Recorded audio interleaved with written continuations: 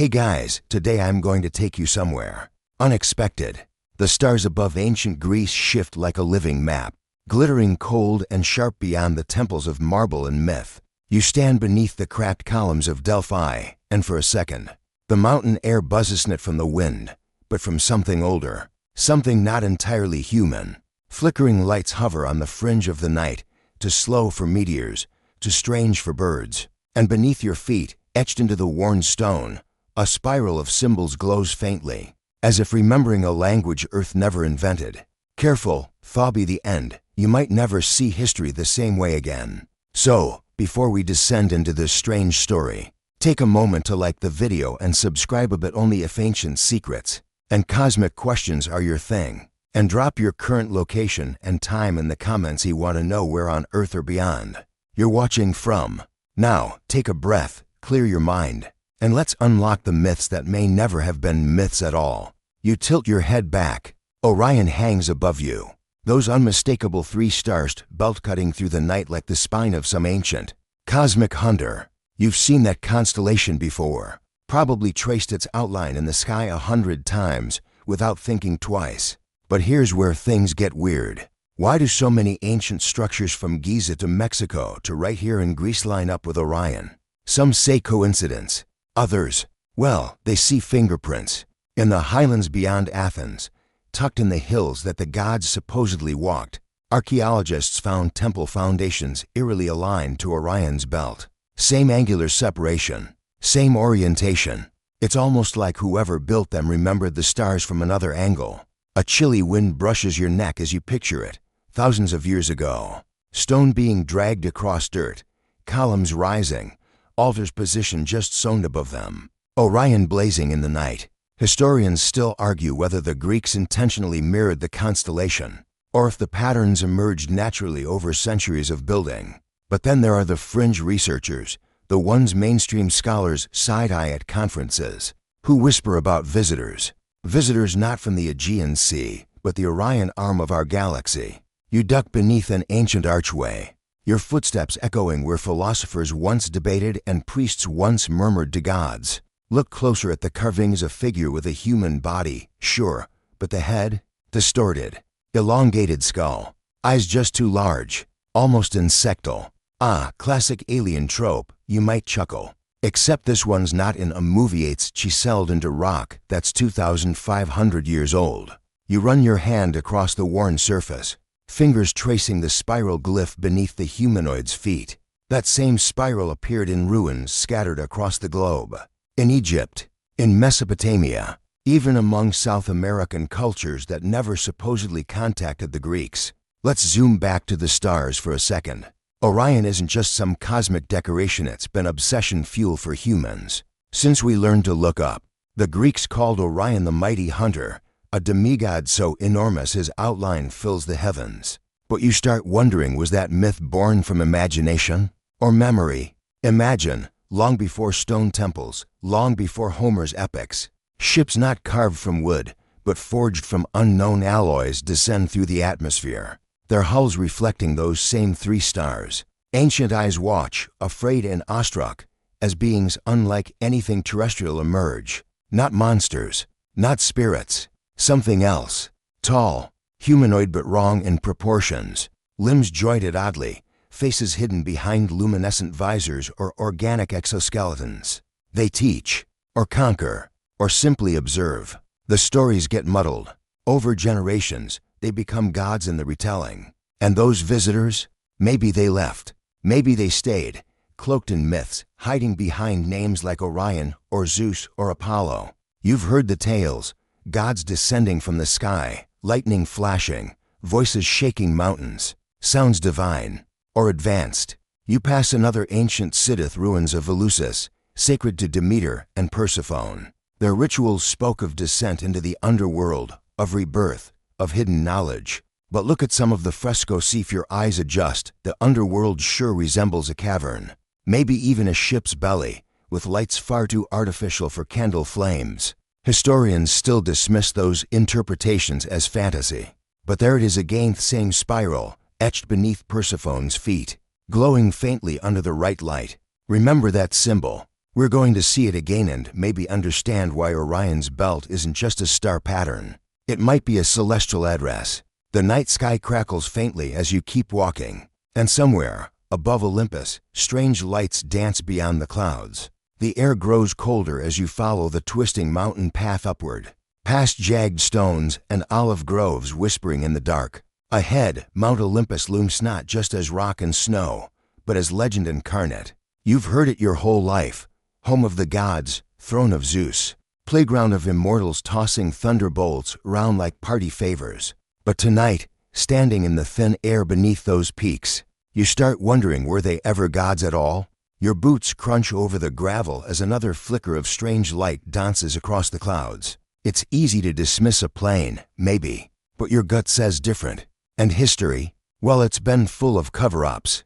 The Olympiantius, Athena, Apollo, all the heavy hitters they didn't exactly arrive with birth certificates. Their myths dropped them into the story already powerful, already armed with advanced knowledge, strange weapons, control over weather, even life and death. Convenient, isn't it? Unless that's how people describe visitors they don't understand. Picture it, a time before language as we know it, before logic or science. A ship descends, not wood and sails but glimmering metal, geometric lines pulsing with unfamiliar light. The beings step out, towering, humanoid, sure, but with those eerie, elongated features. Eyes large, maybe black and reflective like the classic gray alien archetype, or maybe faceted, crystalline, like something bred under distant suns. To early humans, gods. To us, well, the lines blur. The Greek pantheon feels less like divine mystery and more like distorted record-keeping. When you lean in, take Athena, goddess of wisdom, born fully armored from Zeus's head. Sounds ridiculous, unless you replace head with helmet or craft and consider artificial gestation. Or bioengineering. Fringe theory? Absolutely. But even some serious historians quietly admit that Athena's sudden, technological birth is odd. Then there's Prometheus. Remember him? The one who stole fire from the gods and gave it to humanity. Except some translations hint at knowledge or energy fire as a metaphor. Prometheus gets chained to a rock, tortured by an eagle for his crimes. Classic myth or warning tale about those who betray an advanced group. Historians still debate Prometheus's origins. Some call him a cultural bridge between older, pre-Greek traditions and Olympian dominance. Others lean toward the forbidden theories, that Prometheus represents one of the Athursa visitor gone rogue, sharing forbidden tech or secrets with early humans. His punishment? Brutal, eternal, very public. The spiral glyph shows up again in pottery fragments, temple mosaics, hidden near Prometheus's name like a watermark. Some archaeologists call it a solar symbol. Others, quietly, suggest it's something more coordinates, perhaps, or a marker left by those not entirely from Earth. As you climb higher, the stars sharpen into clarity. Orion glows straight ahead, positioned just above the peak, like an ancient beacon. The three belt stars, and faintly below, the nebula now as a stellar nursery. Birthplace of stars, or birthplace of something else. You ever wonder why so many cultures connect Orion with hunters, warriors, gods arriving from the sky? It's global, not just Greece, Egypt, the Dogon tribe of Mali. Even ancient Mesoamerican sites sync to Orion. Coincidence? That word's working overtime. But Greece, they hid the clues in plain sight. The gods fell from the stars, bringing knowledge, chaos, and in some cases, strange offspring. Think about Hercules, self god, half-human hybrid, immense strength, weird resilience. You're telling me ancient people just imagined the first super soldier? Or was that their way of preserving an encounter with beings tweaking human DNA? Fringe theory bells ringing? Good. But sometimes, the most absurd ideas outlive the ones we thought were safe. The wind howls through stone ruins as you crest the ridge, and there at east a crumbling altar etched with the same spiral. But next to it, a figure, humanoid, elongated skull, almond eyes watching through the veil of time. Not a Greek carving style. Older, sharper, almost technical. Some dismiss it as artistic exaggeration, but you feel the uneasy pull of recognition. Ancient astronaut theorists toast late-night documentary folkswear it's proof of contact. Skeptics call it pareidolia, seeing patterns and randomness. But standing here, with the stars pulsing above and strange lights flitting beyond Olympus, randomness feels like the biggest stretch of all. You remember the story, Zeus hurling thunderbolts from the sky, gods descending to meddle in human affairs. That's myth. But reverse engineer it, advanced beings, energy weapons. Atmospheric entry craft, it stops sounding impossible and starts sounding classified. Look, no one's handing you smoking gun evidence tonight. But the spiral keeps reappearing. The distorted figures etched where they shouldn't be. The temples aligned with Orion. As if Earth's most enduring myths were written not in ink, but in starlight. And just maybe, those myths were never myths at all. The wind kicks up dust, and somewhere behind the clouds, something moves, a flicker of metallic reflection. The gods, the visitors, whoever they were, they might never have left. The ruins stretch out below you, ancient stones fractured by time, but the symbol stones endure. You step carefully across the cracked marble, every footfall echoing through the hollow shell of what used to be a temple. It doesn't matter which god they built it for, Zeus, Apollo. Artemis, the blueprint feels the same, columns aligned to the heavens, sacred geometry encoded into the floor plan, spiral glyphs lurking beneath layers of dust. Funny thing, Thothos glyphs, they're not entirely Greek. Some are older, much older. So old that historians still argue whether the Greeks inherited their temple designs from pre-Diluvian civilizations or whether those shapes emerged spontaneously. But as your fingertips brush over the carvings, tracing the familiar spiral once again, you get the creeping feeling that neither answer fits. Because there, faintly etched alongside the spiral, is something else. A star map. You don't need to be an astronomer to recognize Orion's belt, clear as day, with a delicate line extending from the lower star to a cluster, a rough depiction of the Orion Nebula, glowing faintly under the right angle of moonlight. You stand, pulse ticking in your ears, remembering what's whispered behind closed doors, that ancient ruins worldwide encode the same impossible patterns. Giz's pyramids, Orion's belt, Teotihuacan, same story. And now, even here in the Hellenic heartland, those patterns resurface, like breadcrumbs scattered by someone who knew the skies intimately, someone who, maybe, came from them. The fringe theorists one's conspiracy documentaries love to mockle at the Orion connection, a web of myths, monuments, and symbols pointing to one chilling possibility. Earth's greatest stories of gods and heroes aren't just metaphors, they're fragmented reports of first contact. You glance across the ruins, spotting another carving, this one worn nearly flat. But you make out the elongated humanoid shape again, limbs disproportionate, skull to high, eyes exaggerated, almost insectoid. You smirk. It's easy to dismiss as ancient exaggeration or artistic flair, but the placement, perfectly aligned with the temple entrance and surprise facing the horizon where Orion rises. Historians still debate whether Greek artists intentionally encoded astronomical alignments in their temples. Some argue for ritual significance, others for pure coincidence. But when the same three-star alignment repeats in Egypt, Mexico, Mesopotamia, and Greece, it stops sounding accidental. And those symbols, the spirals, the distorted figures, the star maps, they're not random graffiti. Some resemble schematics, others, disturbingly, look like modern interpretations of wormhole diagrams or propulsion blueprints. You breathe out slowly, the night pressing in as your mind loops back to the gods themselves. Zeus hurling thunderbolts, Poseidon commanding earthquakes, Artemis wielding impossible speed and accuracy. Divine powers? Maybe. Or maybe just misunderstood tech. Energy weapons, seismic manipulation, bioenhancement, frads in mythic terms, because ancient humans lacked the language to describe alien science. The idea lingers. Earth wasn't just visited. It was observed, guided, maybe even upgraded.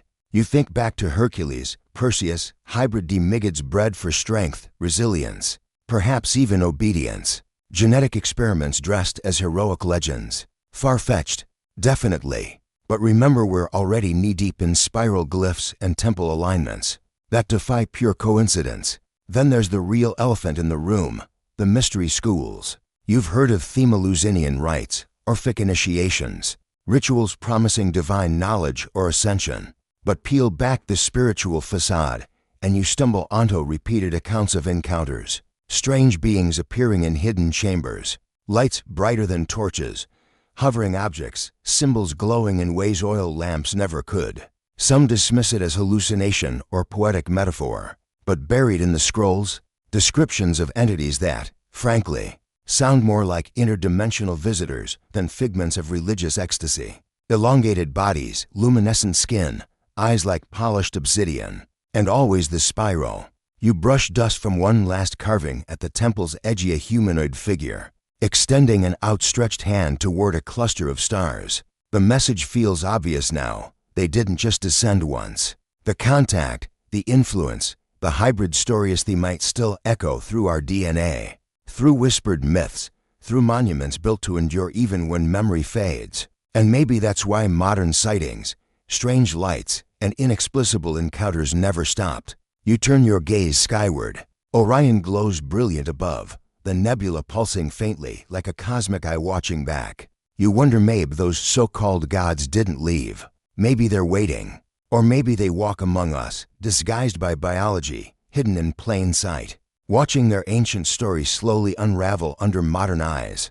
The temple crumbles behind you as you step away, but the symbols stay etched in your mind. The spirals, the alignments, the impossible star maps, they hum beneath history's surface like a secret just shy of exposure. And as the clouds drift, revealing more stars, the question lingers, were the Olympians ever human to begin with? The answer, maybe it's been staring at us from Orion all along. The mountain air settles, cooler now, as the ruins blur behind you and only the sky remains. The stars stretch across the heavens, ancient, precise, uncaring, or maybe far more deliberate than we dare believe. Your footsteps fade into the gravel, but that question, that faint buzz of unease, doesn't. You picture the temples, the glyphs, the distorted figures watching from stone reliefs. Maybe they were warnings. Maybe they were invitations. Either way, they whisper a truth you can't easily unhear. The gods may never have been myths. The stories, the alignments, the sightings, they might be breadcrumbs from Orion, left for anyone bold or foolish enough to follow. You glance back one last time. Clouds swirl, stars pulse, and for a breathless second, you swear the belt of Orion flickers, as if acknowledging your curiosity. Maybe tonight, the stars aren't looking down. Maybe they're waiting for someone to look back.